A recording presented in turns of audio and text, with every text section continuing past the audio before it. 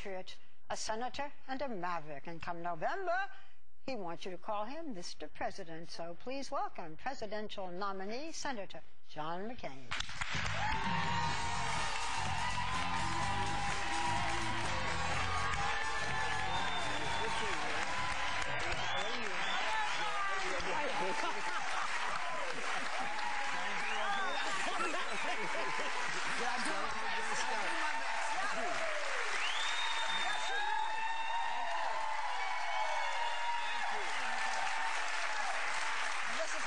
This is not a hand-picked audience. I just want to be tell them what we said before? He's laughing. Could I go ahead? No, go ahead. What did you say before? Did any of you all see Joy on Larry King Live? Yes. Oh, you I think that. we got her in the... I had a good rating. You were watching. I think she's in the undecided category. Got it?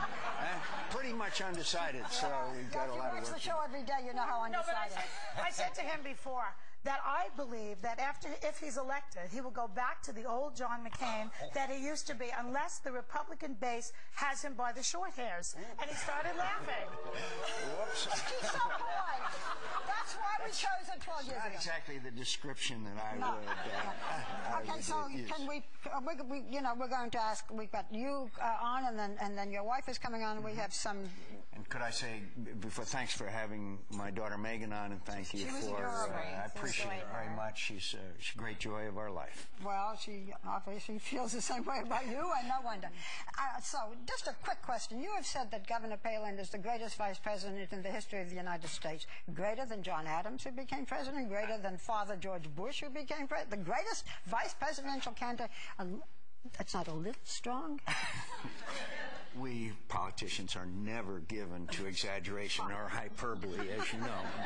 But the fact is, I think she's a great person. She's a great governor. She's the most popular governor in America. She understands the energy issues, which is a fundamental challenge. I'm going to be sorry I asked the question. Yeah. Anyway, okay. So I'm very happy and very pleased to have her. And frankly, as you know, and we all know, she's ignited a spark in America, and sometimes different views.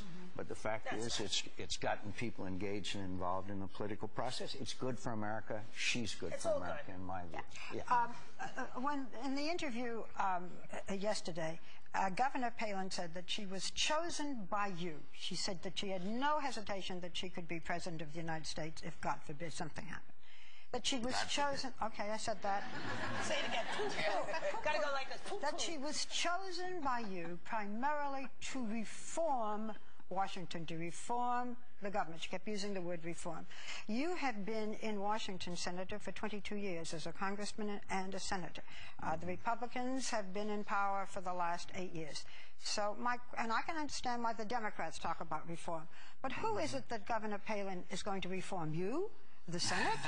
The Congress? The Republican Party? That's a good line. Actually, you know, the Democrats have been in charge of both houses for the last 2 years. Seen any big improvement? The point is, we're not talking about economy. We're not talking about housing. She was chosen to reform the government. Because that's what she's done. That's what she's done. But you chose it just to reform. The Republican Party, the Democrat Party, even an independent, she'll reform all of Washington. Just like she did by doing what she did in Alaska. What is she going to reform specifically, Senator? Well, first of all, earmark spending, which she vetoed $500 million worth in the state of Alaska. She also took some earmark spending. No, not as governor. She didn't. She vetoed. Well, look. The fact is that she was a reform governor. She took on a Republican governor of her own, incumbent governor of her own party, and defeated him. She sold the airplane. She fired the chef. She sold the airplane at a loss. She was very. Well, you wanted her to keep it? No, I wanted her to at least get her money back. It was an 80% cut in spending. The big point is she reformed government in Alaska. She freed Alaska, really for the first time. What's the biggest reform? You got to let me finish. You got to let me finish, okay?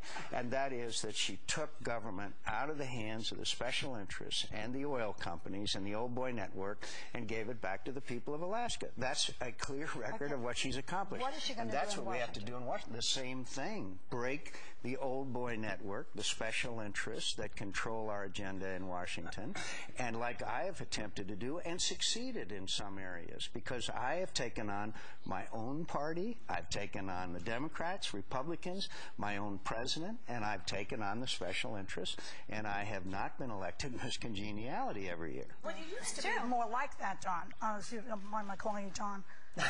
Shame on you. You know, you used to be more of the maverick, then you sort of turned.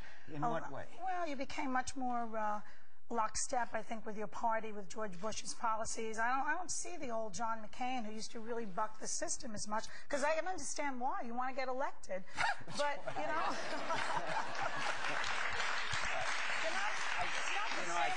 I've been through this litany before when I say, okay, what specific area have I, quote, changed? Nobody can name it. I'm the same person that I always was. I'll be glad to have Whoopi do it.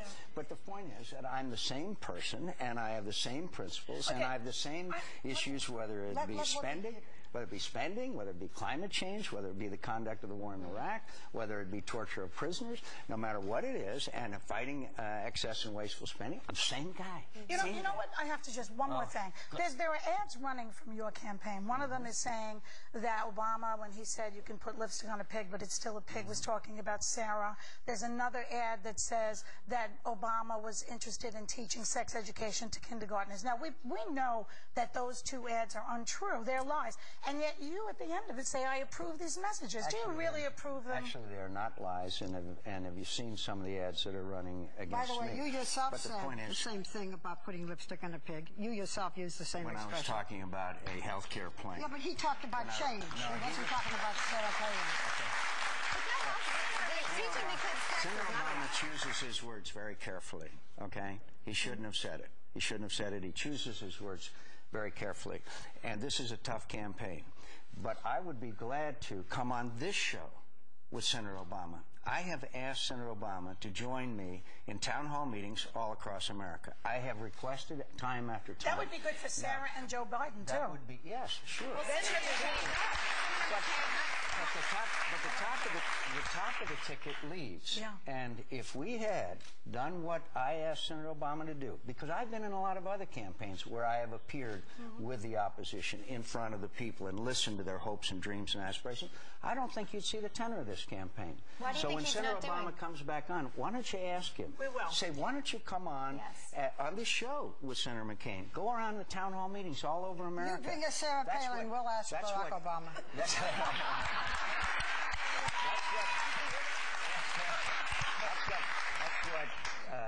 Barry Goldwater and President Kennedy had agreed to do way back a long time ago, is go before the American people. Let's do that. I guarantee you that changes the tenor of campaigns. So let's do it. One question before we go. But we'll do when we come back, because we don't want to lose any time with Senator McCain. All right, then when we come back, we'll do your question. We will be back.